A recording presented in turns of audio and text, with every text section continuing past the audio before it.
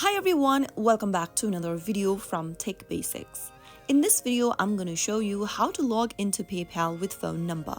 To log in PayPal with phone number, first of all, open the PayPal application or website and then make sure that you're inside this login page.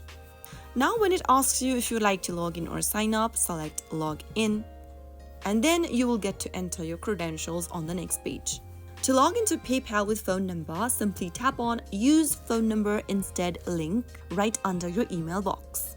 Now you can enter your phone number associated with PayPal in the first tab and on the next field, enter your password for PayPal.